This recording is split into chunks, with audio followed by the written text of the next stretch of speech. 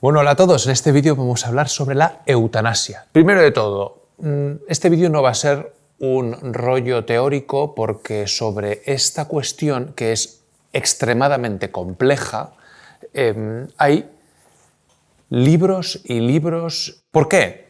Porque este tema, esta cuestión, la cuestión de la eutanasia, es polifacética, tiene muchos ámbitos o se puede enfocar desde muchas perspectivas o tiene muchas implicaciones y pues mi único interés es dar algunos datos para la reflexión personal o para un debate pues, más en profundidad o menos emotivo, menos sensacionalista, con un poco de razón, ¿no? para que podamos pues debatirlo pues, con más sentido de la verdad o sentido de la responsabilidad a la hora de, pues, de hacer leyes o de plantearnos lo que está bien y lo que está mal en la sociedad para cada persona. Bueno, sí que, hombre, hay que acotar un poco el tema. ¿Qué es la eutanasia? Esta pregunta sí que hay que hacerla, ¿no?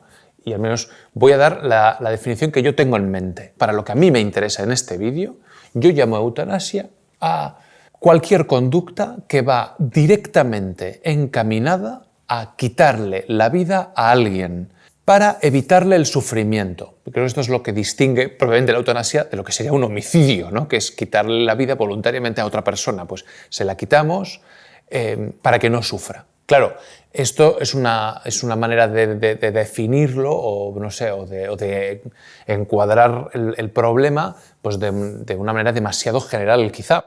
No es lo mismo pues, hacer algo para quitarle la vida a una persona que sufre o dejar de hacerle cosas para que se muera sola. No es lo mismo si el paciente la pide o si el paciente no la pide. Hay muchos casos que se meten dentro de la definición de eutanasia y, claro, en la vida concreta, en el caso concreto, pues serían diferentes la manera de analizarlo, la manera de estudiarlo desde el punto de vista de la ética o desde el punto de vista de la moral. Si actúa la propia víctima o no. Hay muchos casos que se meten aquí. Sí que excluimos, o hay que distinguir muy bien los casos que no son eutanasia porque son suicidio. Es decir, que el que causa la muerte es la propia víctima, ¿no? O sea, yo decido acabar con mi vida.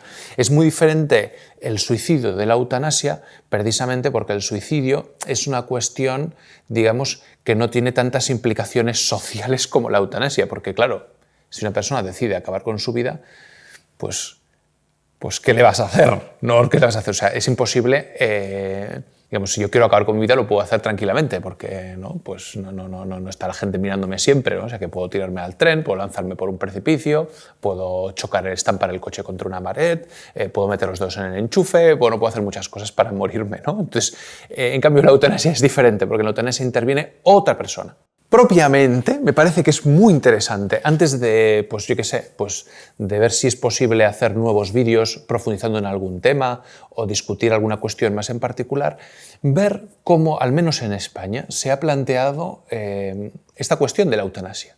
¿Cómo nos han vendido la eutanasia? Porque, digamos, el aparato de opinión pública o el aparato que ha justificado esta ley de la eutanasia ha orientado mucho y ha orientado, digamos, pienso yo, directamente, indefectiblemente el debate hacia una respuesta muy concreta. ¿Cómo se nos ha vendido la eutanasia? La eutanasia nos ha vendido, al menos que yo haya visto en los medios de comunicación o en las redes sociales o tal, de tres maneras. La primera, una persona que tiene una vida miserable y que no vale la pena ser vivida, pide morir. En el caso del tetrapléjico, en el caso de la persona que tiene una enfermedad crónica, una enfermedad que lo tiene postrado o que no le permite hacer lo que él quisiera, pues que pide morir. El segundo caso es aquella persona que le han diagnosticado una enfermedad o un trastorno irreversible, progresivo y que le va a conducir a la muerte dentro de poco, pues antes de que pierda la conciencia manifiesta su deseo de morir. Porque en el fondo lo único que puede hacer mientras le dure la conciencia es pedir que se acorte su sufrimiento. Y lo pide un poquito antes de que la vida se vuelva atroz, ¿no? De que su vida se vuelva pues, inservible, ¿no? O inútil o una carga para los demás, etc. Y el tercer caso es el caso del paciente irreversible, del paciente que pues, pues que está vegetal o del paciente que es una carga para todo el mundo y que bueno, se va a acabar muriendo dentro de un mes, se va a acabar muriendo dentro de 2 meses o de 2 semanas y en el fondo pues le evitamos la postración, le evitamos pues los dolores o le evitamos lo que sea, ¿no? Y acabamos con él. Esos casos que nos han vendido como los supuestos que deben ser regulados por la ley parten siempre o llevan implícita la pregunta de ¿por qué no le dejamos morir al pobre si eso es lo que quiere? Y me parece que esos 3 casos, o esos 3 casos que conducen a una única pregunta, es decir, ¿por qué no le dejas morir? Ese argumento, que es el gran argumento de la eutanasia, es un argumento falaz. Es una falacia. Es decir, me parece a mí que ese argumento es un engaño, porque no es propiamente un argumento. Y esto es lo que me gustaría al menos dejar apuntado en este vídeo. ¿Por qué esos argumentos o esos casos no son reales o no sirven para justificar suficientemente la eutanasia? 4 motivos.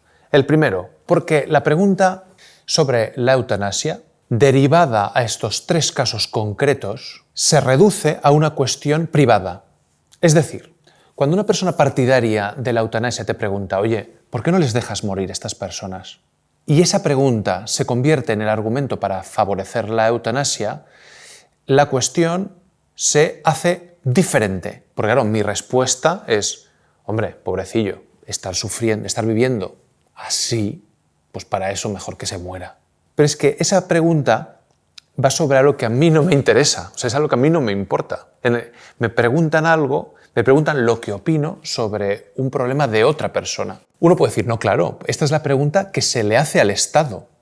Es decir, al Estado le preguntamos, oye, ¿por qué no permitimos que esta persona muera? Pero es que el Estado no es una persona concreta.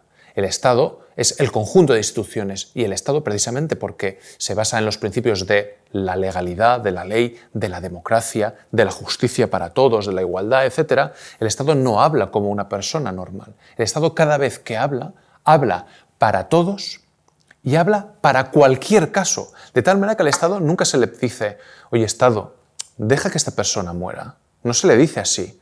La pregunta sobre la eutanasia al Estado es, llegado el momento del sufrimiento, cualquier persona puede ser terminada o la vida de cualquier persona puede ser eliminada. El segundo caso, o el segundo argumento por el que a mí me parece que este tema de la eutanasia es falaz, es porque desvía la atención de lo central. Cuando hablamos de la eutanasia, en el fondo, no nos preguntamos por la pobre víctima que está a punto de morir.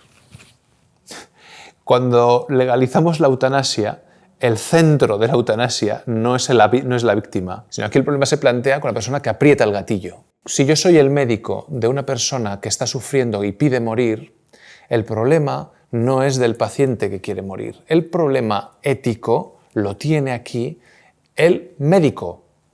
Si está bien o está mal, coger una pistola y pegarle un tiro en la sien para acabar con su vida. Claro, el médico no va a hacer eso. El médico lo que pondrá es una dosis letal pues de sedantes y de cosas pues que acabarán con la vida de manera dulce y de manera indolora y no sé qué. Pero en el fondo, tanta muerte causa pegarle un tiro en la sien como inyectarle un fármaco que acabará con su vida. ¿Qué pasa con la persona a la que el Estado le va a obligar a apretar el gatillo contra otro? ¿Vale? Ese es el problema aquí que me parece que al menos debería haberse debatido y de momento nadie se ha planteado, ¿no? Bueno, se lo empezarán a plantear los médicos que se vean en esa situación, pero ahora tienen digamos, la realidad en contra y es que su libertad de ejercicio de la profesión se verá afectada pues, por una regulación pues, bastante defectuosa de un presunto derecho de otro a morir, ¿no? Que chocará con el correcto uso de la medicina de los profesionales o de la medicina o del derecho en el caso de los jueces o de los funcionarios que deban autorizar ciertas prácticas, etc. El tercer argumento es que los casos que nos han vendido como prototípicos para justificar una ley que se aplicará a todos son casos excepcionales. Es decir, casos excepcionales van a servir para una ley general. Fijaos que aquí no hay una correspondencia lógica.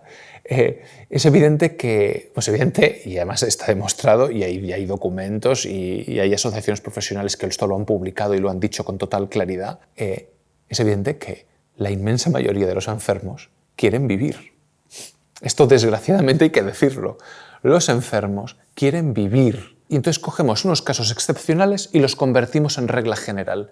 ¿Qué es lo que hay aquí detrás? Aquí lo que hay detrás es, primero, una falacia clara, o sea, un engaño claro, y dos, un intento de convertir lo excepcional en una regla general. Y esto no es correcto.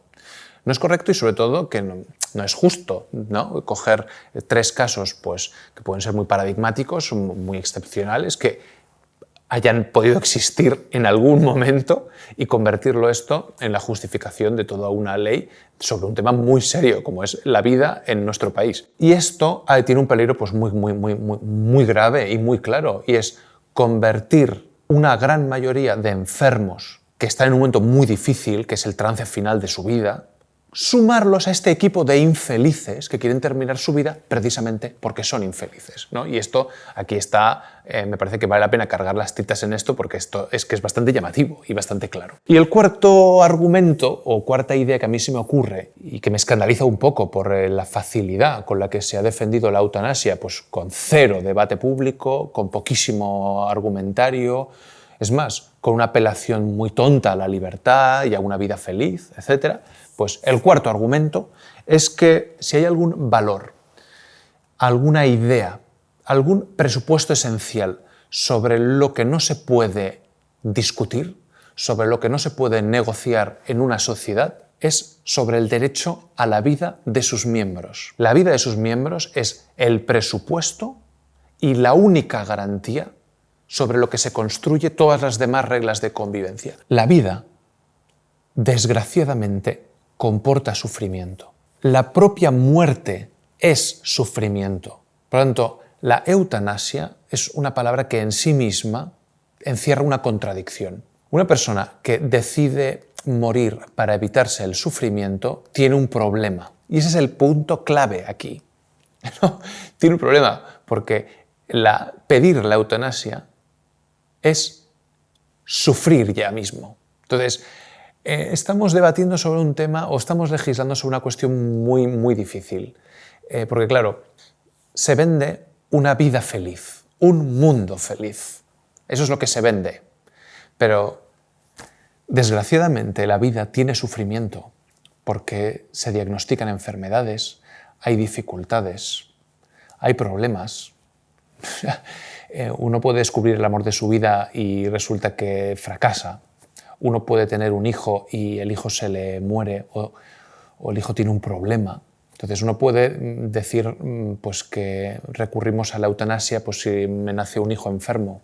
Pero es que el problema va a estar ahí, por mucho que, aunque lo maten, ¿no? O sea, no sé, ¿no? Claro, uno puede decir, no, lo que queremos es una sociedad eugenésica, una sociedad en la que solamente los individuos todos los individuos estén sanos, estén felices. Pues, hombre, a estos les invito a que imaginen un mundo feliz, ¿no? Y uso aposta el título de esta famosa novela de Huxley, ¿no? Un mundo feliz en el que la gente vive drogada, ¿no? Vive alienada del verdadero sentido de la vida, ¿no? Que es lo que descubre el protagonista. No me enrollo porque estas son discusiones pues más teóricas o más culturales, pero bueno, invito a todo el mundo a que utilice estos argumentos pues para abrir un poquito su mente y descubrir que detrás de ciertos argumentarios falaces, ciertos argumentarios facilones, emotivistas, ¿no? Sensacionalistas, pues debería haber un debate pues más en profundidad, ¿no? con un poco más de inteligencia. Gracias por la paciencia, gracias por escucharme. Espero que os haya servido para orientar un poquito más la cuestión. Y, hombre, si tenéis algunas ideas sobre cuestiones en las que valdría la pena dedicar otro vídeo, cuestiones que valdría la pena debatir, cosas sobre las que valdría la pena discutir o profundizar más, pues me lo decís y seguimos hablando sobre el tema. Gracias a todos. Hasta la próxima.